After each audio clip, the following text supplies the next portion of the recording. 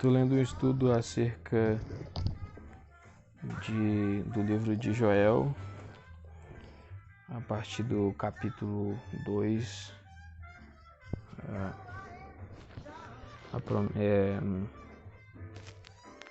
página 1235, a promessa do Espírito, o julgamento do opressor, 2:28 a 3:21.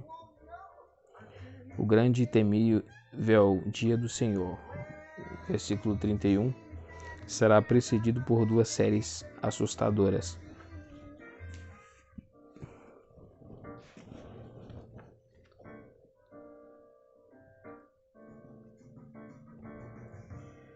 De eventos e uma oportunidade de fugir das consequências da ira divina. O derramamento do Espírito, 2:28 a 29. A primeira das três estrofes nessa seção representa uma inversão do padrão da habitação do Espírito no Antigo Testamento e o cumprimento da profecia implícita em Números 11:29. O Espírito de Deus era geralmente concedido a certos indivíduos visando tarefas específicas.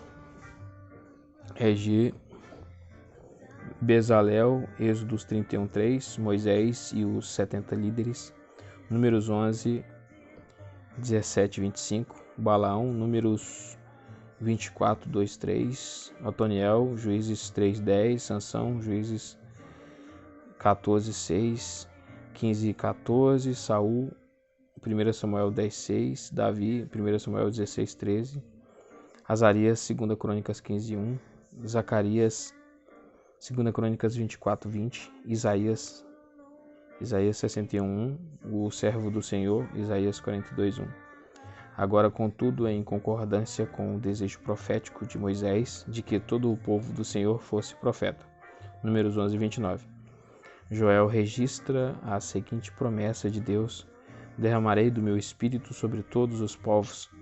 A interpretação equilibrada dos versículos 28 e 29 sugere que, primeiramente, o autor tem em mente aqui Israel e que o derramamento do Espírito iria afetar todos os membros da nação sem restrição de idade, sexo ou posição social. É verdade que Povos Bazar distingue o homem como pertencente a uma ordem de seres que não à ordem de Deus, além, página 98, e que todos os povos poderia incluir toda a humanidade. Isso sugere a possibilidade de um ponto de vista mais amplo, em que a expressão todos os povos estende-se até dos limites provinciais do povo da aliança. A promessa do versículo 37 até oporia essa aplicação, e não há dúvida de que no Novo Testamento esse texto foi usado nesse sentido mais amplo. O versículo amplo, vê Romanos 10, 13, em que o apóstolo Paulo alude a isso, entre outros textos de Joel, como apoio para o seu argumento de que não há diferença entre judeus e gentios, Romanos 10, 12. No entanto, não está claro se Joel entendia isso dessa forma. O significado desses versículos é duplo. Em primeiro lugar, o Espírito de Deus já não viria somente sobre certos indivíduos para propósitos especiais, mas seria derramado sobre todos, tendo como resultado os ministérios de profecias, sonhos e visões. Sonhos e visões são meios pelos quais Deus se revela ao profeta, Números 12:6. Os termos talvez sejam sinônimos aqui, um artifício literário, destacando-se aqui o ponto de que tanto velhos quanto jovens serão os receptores e ministros da palavra profética de Deus. Em segundo lugar, também os servos, tanto homens quanto mulheres, vão receber o Espírito derramado. Não há registro de um escravo recebendo o dom da profecia no Antigo Testamento. Intérpretes judeus antigos tinham dificuldades com esse trecho, interpretando os servos como pertencentes a Deus. Meus servos, na Septuaginta. Contudo, a base da igualdade de crentes sem consideração pela posição social é estabelecida aqui. 1 Coríntios 12:12. 2. Advertências e livramento 2, do 30 ao 32. Letra A. Presságios do desastre. Na segunda estrofe, Joel esboça os sinais cósmicos que, junto com o derramamento do Espírito de Deus, vão anunciar o dia do Senhor. Versículo 30.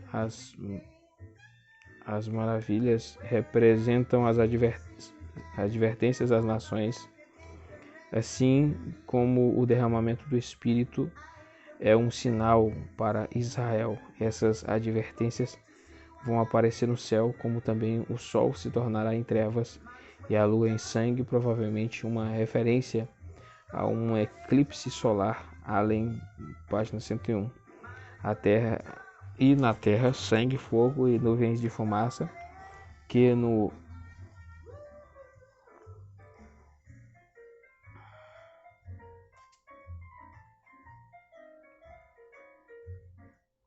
Antigo Testamento são sinais de teofania, como no Sinai, Êxodo 18:18, mas aqui mais provavelmente são sinais de destruição da guerra. O sol e a lua representam Deus na sua constância, Salmo 72:5. Qualquer mudança radical na sua aparência logo geraria sentimentos de ansiedade e expectativa em relação a coisas que estariam para acontecer. Versículo 31. O grande e temível dia do Senhor está à porta. Letra B. A oportunidade para o livramento. 2:32. Invocar o nome do Senhor é um ato de adoração e um reconhecimento da dependência de Deus. No teste da realidade dos seus deuses, Elias e os profetas de Baal concordaram em invocar o nome de seus respectivos deuses para enviar fogo sobre os seus sacrifícios. 1 Reis 18:24. Os profetas de Baal clamaram pelo nome de Baal. Versículo 6. Mas não houve resposta. Elias também preparou um altar, colocou a lenha e o sacrifício sobre ele, e então invocou o nome do Senhor como estipulado no versículo 24. Mas as suas palavras foram dirigidas ao Deus de Abraão, de Isaque e de Israel, com um pedido de que Deus respondesse para que esse povo saiba que tu, ó Senhor, és Deus. Versículo 37. A resposta divina foi mandar fogo, e quando o povo viu isso, adorou a Deus, dizendo: o Senhor Javé é Deus. Versículo 39. Assim também Joel promete que em épocas de dificuldades, todo aquele que reconhecer a Deus ao clamar pelo seu nome para livramento, vai ser liberto.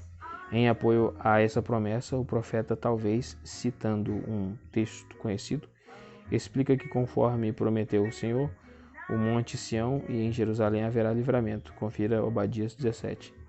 Então, para concluir o seu argumento, ele ressalta que o remanescente Nebe, que será salvo, será constituído daqueles a quem o Senhor chamar, o chamado benevolente de Deus. Complementa a invocação do nome do Senhor por parte de quem o busca, ao citar Joel 2:28-32, no seu sermão de Pentecoste, Atos 2:17-21, Pedro argumenta que Deus falou a seu povo por meio de Jesus de Nazaré, e que o arrependimento e o batismo são os pré-requisitos do derramamento do Espírito. Atos 2:28. Ao ressaltar que os homens não podem invocar alguém de quem não ouviram, Paulo confirma o chamado de Deus por meio da pregação do Evangelho. Romanos 10:14-17. 3. O julgamento das nações, 3:1-16. Letra A. A descrição da acusação, 3:1-3. Versículo 1. Joel introduz agora uma descrição mais detalhada do castigo que Deus está por infligir aos opressores de Israel. A expressão naquele tempo associa a destruição do dia do Senhor, a restauração da sorte de Judá e de Jerusalém, na época do derramamento do Espírito.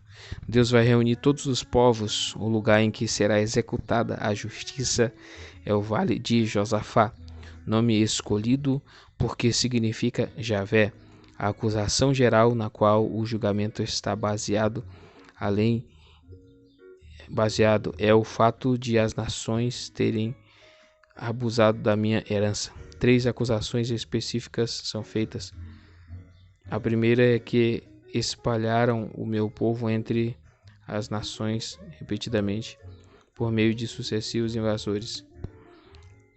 Assírios 733 a 721 a.C., babilônios 597 a 587 a.C. Moisés havia advertido acerca desse tipo de dispersão, Levítico 26 e 33. Deuteronômios 28 e 36 também. Ezequiel 12, 15 e 22, 15. A segunda é que repartiram entre si e a minha terra, sugerindo que Deus considera o povo e a terra como seus. Levíticos 25 e 23, Lamentações 5, 2. Os intrusos são violadores da profecia divina. A terceira é que lançaram sorte sobre o meu povo, vendendo a escravidão. Versículo 3. Para acrescentar o insulto, a injúria, o preço aceito por o escravo hebreu é desrespeitoso. Deram muitos meninos em troca de prostitutas.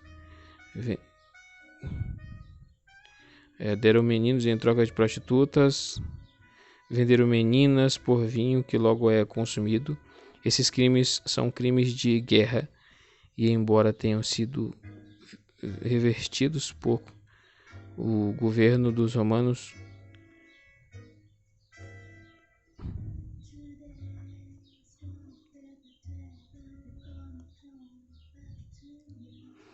no século I, Deus prometeu levar os perpetradores à justiça. Além, página 110. Letra B, Tiro, Sidom e Filístia, 3, do 4 ao 8.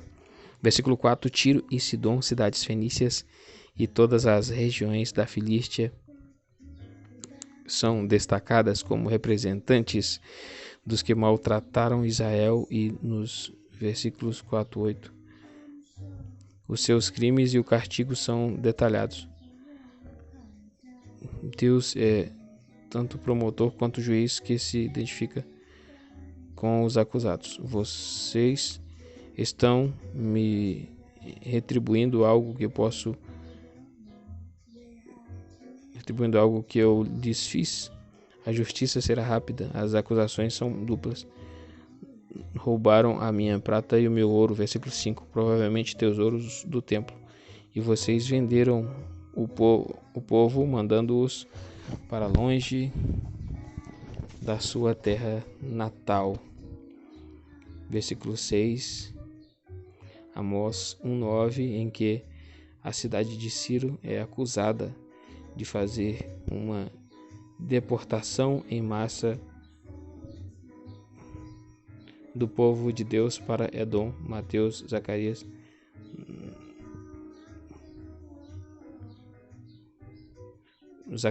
9, 3 e 4. A pena estabelecida para os representantes desses crimes é a de que seus próprios filhos e filhas serão entregues das mãos do povo de Judá.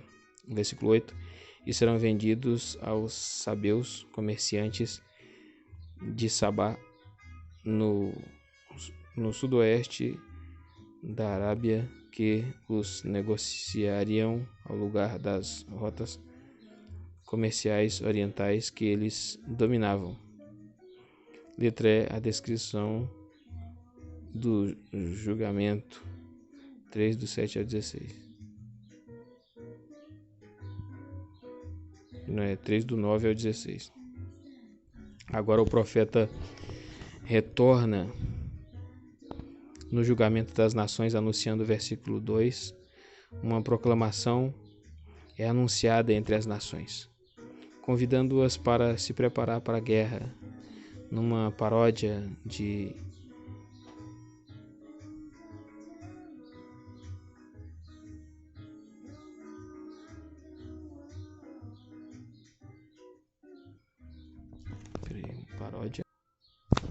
numa paródia do esperado pacifismo messiânico anunciado em Isaías 2, do 1 ao 4. Os guerreiros são exortados a forjar os seus arados e fazer deles espadas, e de suas foices fazem lanças. Versículo 10. As nações devem se reunir no vale de Josafá. Versículo 12. Pois Deus está lá e preparando para julgá-las em um julgamento imenso. Por meio de uma guerra santa, a colheita está madura, o lugar está cheio, destaca a hora oportuna do conflito, embora as ferramentas da justiça de Deus não sejam claramente identificadas. Versículo 11b identifica como os teus guerreiros, aqueles que lançam a foice e pisam com força as uvas no lagar. Versículo 13. Na hora do julgamento, o sol e a lua escurecerão.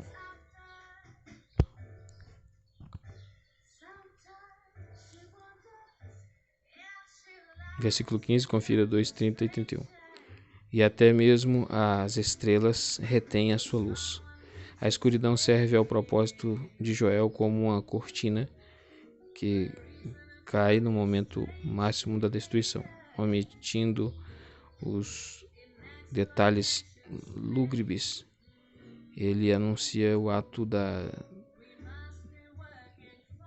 destruição. Versículo 16, o Senhor fugirá de Sião. Amós 1, 2, como na criação Deus falou, e o mundo veio a ser, assim, no juízo a sua voz é um meio adequado para transmitir as forças destrutivas focalizadas nos poderes do mal reunidos ali. Isaías 55, 10, Salmos 33, 8 e 105, 34. É irônico que esse julgamento ocorra no exato lugar da humilhação anterior do povo de Deus, mas aquele de Jerusalém levantará sua voz, afirma que assim será, mesmo que o Senhor pronuncie o castigo sobre as nações.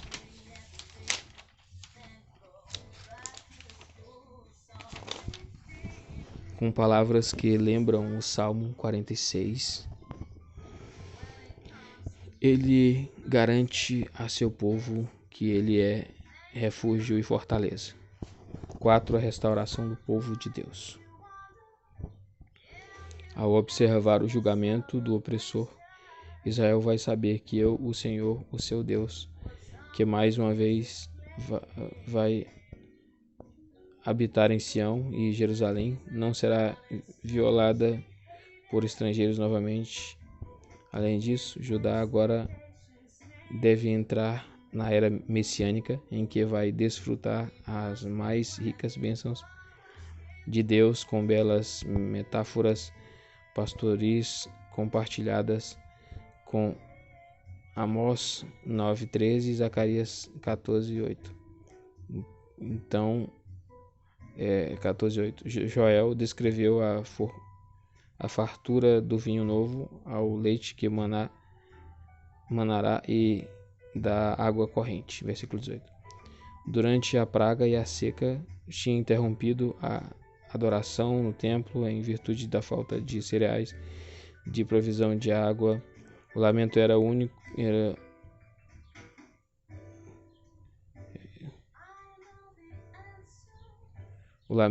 a única reação adequada.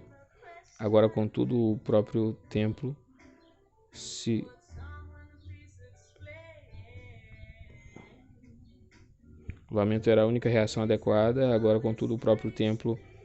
tornaria a fonte de um ribeiro que dá vida, até o Vale das Acácias seria regado.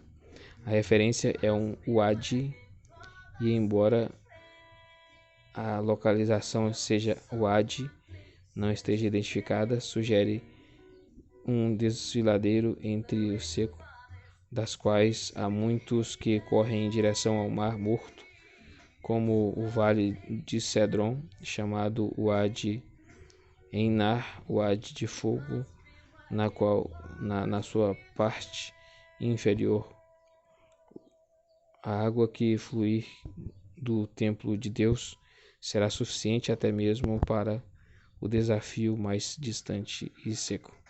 Acerca da ideia escatológica de um rio que lembra o templo, Ezequiel 47, 1 a 12, Salmos 46, 5, Novo Testamento, Apocalipse 22, 1 e 2. O Egito e Edom derramaram sangue inocente na terra. Provavelmente é uma referência ao abuso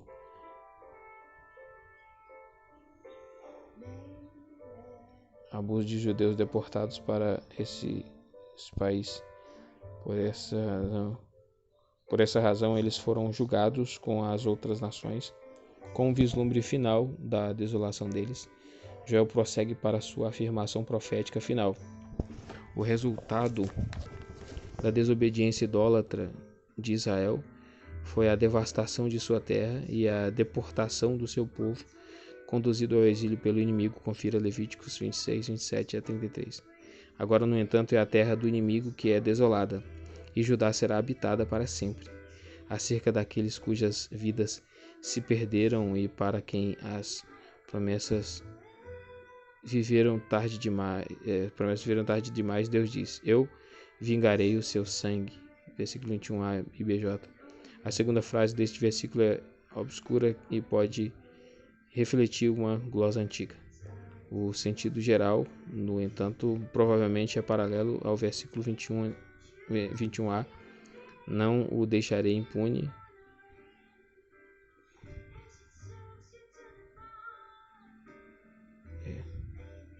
Segunda frase desse versículo obscuro, que reflete uma glosa antiga. O sentido geral, no entanto, provavelmente é paralelo ao do versículo 21a,